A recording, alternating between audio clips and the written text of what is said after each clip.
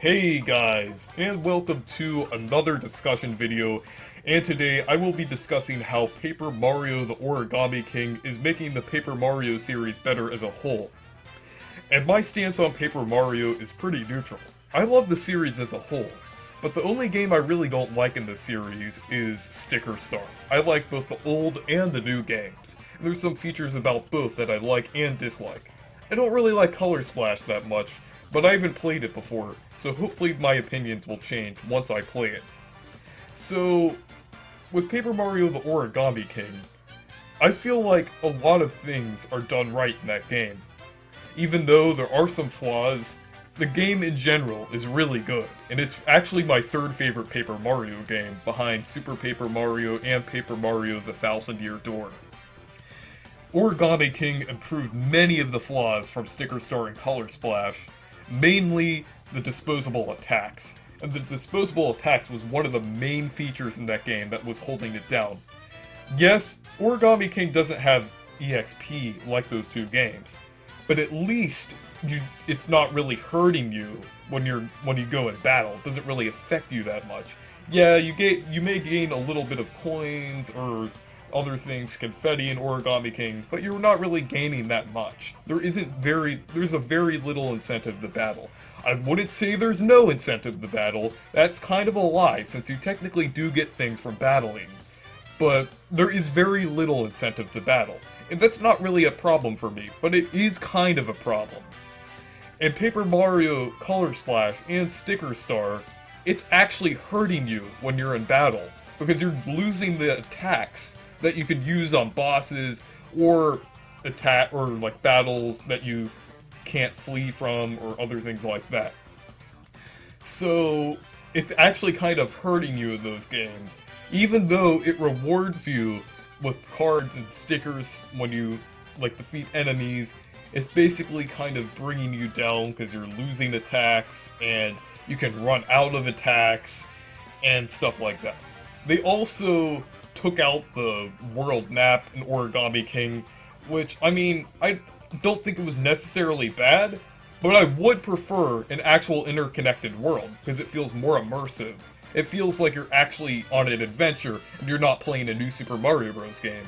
Nothing against the New Super Mario Bros. Series. New Super Mario Bros. DS is my favorite 2D Mario game, but Paper Mario is supposed to be a story-driven, big adventure, so it shouldn't have those elements.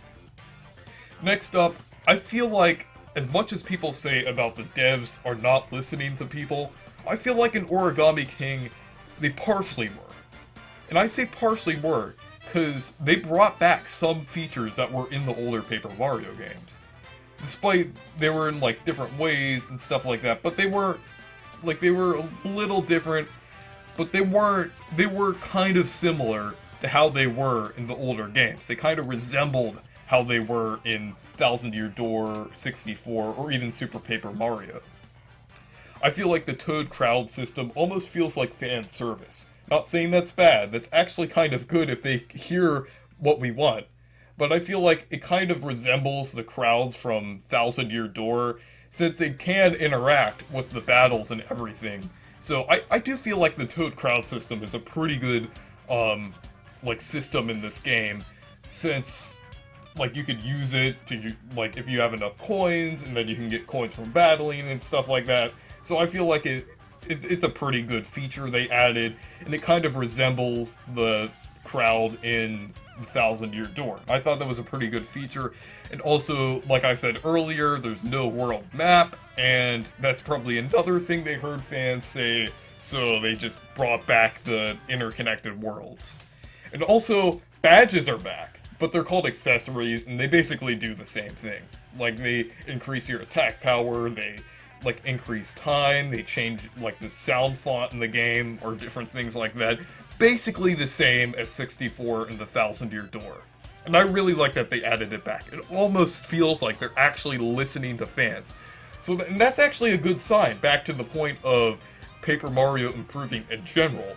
I feel like if they're listening to fans, since they added some of those features, I feel like if they listen to us talk about bringing back EXP and a level up system, or even some more original characters, which I'll get into later. I feel like Paper Mario can continue to improve in a direction that people want it to.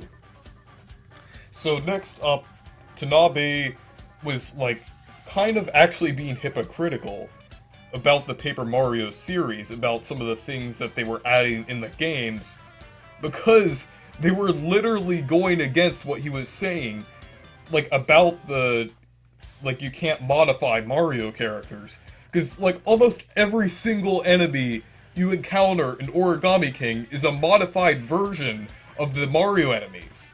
Like, they're the origami forms, which it's basically modified. They look completely different than how they do in, like, the normal Mario games and the Paper Mario games. They're, like, modified. I don't know why he's saying this. And also, like, when you go to Shogun Studios, all of the enemies and Toads and everything, I know Toads, I'm not sure if that counts, but, like, all of the enemies and everything are, like, wearing outfits and stuff like that.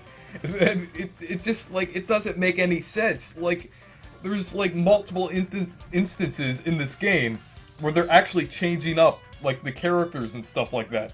And also, like, I think they said something about, like, not having any story in the Paper Mario games. But that's clearly a lie, because, like, there's actually a decently engaging story in Origami King. Though it's not as good as, like, Thousand Year Door, or definitely not as good as Super Paper Mario. But I feel like it's pretty engaging compared to Color Splash and Sticker Star. I kind of feel like some of these, like, remarks and comments about Paper Mario from Tanabe were, like, basically what he was doing during the early development of Origami King and Color Splash and stuff like that. It really doesn't feel like he was actually saying that about the full development of the game. Which, like, I don't know why he was saying a lot of these things. It doesn't really make any sense. And we'll just have to see later what happens. And, like, I feel like that was kind of the case, what he was saying kind of worked for, like, Color Splash and Sticker Star, but not necessarily Origami King. Origami King feels a lot different. And next up is I feel like the Paper Mario series is starting to improve its characters. And, like, you know, I feel like there's a lot of connection between the characters in Origami King, but because in Sticker Star and Color Splash, it kind of felt like you were going alone in those games. Well, except with the floating partner and everything, but I don't really think that counts. It kind of feels like you're going alone in that game. And in Origami King, you actually feel like you have companions, and you actually have a group going together, even though, like, a lot of the partners are only in one world. It kind of feels like you're interacting with these different characters throughout the worlds, and you actually feel like you're kind of, like, doing something. It, like, especially the interactions between, like, Kamek and Bowser Jr. and everything, and then also earlier in the game with Bobby. Like, Bobby's a really good character, one of the best written characters, like, ever since the older games. So, I feel like the characters are improving a lot, and people are having a big connection over these characters, kind of like how they did in the Thousand Year Door. And if they keep going with this trend of better characters, and even, like, better companions, and hopefully the partners will actually do more in battle. Like, I feel like partners were another really good inclusion that they brought back. Like they were a really good part to this story, and it doesn't really feel like they were thrown in as much as it seems like they were. And if they keep going with this trend and have better designs for the characters, like, I don't really think they could improve on the dialogue. The dialogue is really good, and then they improve their backstories and everything like that and have them controllable in battle. I feel like the next Paper Mario game could possibly do that and improve them even more. So, I feel like the characters are really good, and they're really engaging. And another thing, with their, like, backstories and everything, Bobby has, like, a whole segment where he talks about his backstory and everything. And then Captain Toad, my favorite character in the game, Captain Toad is amazing, there's a whole chapter leading up to finding him and talking about his history, and then you even find clues throughout the game about what he did. And in Shangri Spa, it even says, like, about how Captain Toad stole the submarine like that was going between Diamond Island and everything, and the one that he uses. So there's just like a lot of backstory with these characters, which wasn't present in Sticker Star and Color Splash, and I feel like they're improving on that aspect. And another thing that they're improving on, like I touched on a little bit earlier, is the battle system. Sure, it doesn't have EXP, and that's something they really should change, but there's, like I said earlier, there's no stickers and cards, and overall, I actually like the puzzle system. It would have been amazing if we just got, like, a regular RPG system, like 64 The Thousand Year Door, but I feel like the puzzle system works. Like, I'm not really sure if they're just... I really hope they just go back to one system, but just like for a one-time thing, it actually kind of worked. I actually kind of like doing the puzzle battle system and everything. I don't want it to keep changing. I want it to stay the same, but maybe in the future they could, like, maybe have, like, boss fights use the system, because I really like the, how it changes up with the boss fights and everything. I really thought that was cool, and it really makes the game feel different and varied a lot throughout. But I feel like the normal battles could just be normal battles, and then the boss fights can maybe use, like, a different system, sort of like the puzzle system. I think that would be pretty interesting, but I would prefer if it went back to the system of Thousand Year Door and 64. And I feel like XP is another thing that, like, they might change in the future because so many people are talking about it, just like how people didn't like the world map. They didn't like the disposable attacks like the stickers and cards. I feel like people with Sticker Star, they were the most vocal about the stickers in that game. And in Color Splash, they didn't hear the fans in time, so it was basically the same with the cards. And I think by Origami King, they heard the fans, and they ended up changing it. So with Origami King, well, with Color Splash, people started talking about, like, the XP system.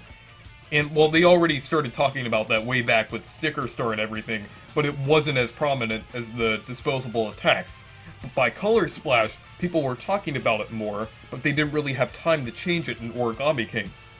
But I feel like for the next Paper Mario game, they could possibly change, like, the system again, and, like, they would finally hear us about the EXP, and then add it in the next game.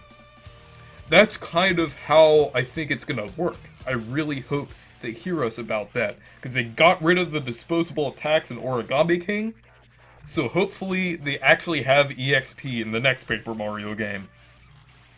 So anyways, what do you think of this discussion? What do you think of Paper Mario the Origami King, and do you think it's a step in the right direction for the Paper Mario series? And how do you think the Paper Mario series is going to be in the future? Put all your thoughts down in the comments below. And thank you guys for watching this video. Make sure to leave a like and subscribe for more. And check out my Twitter and Discord server. Goodbye.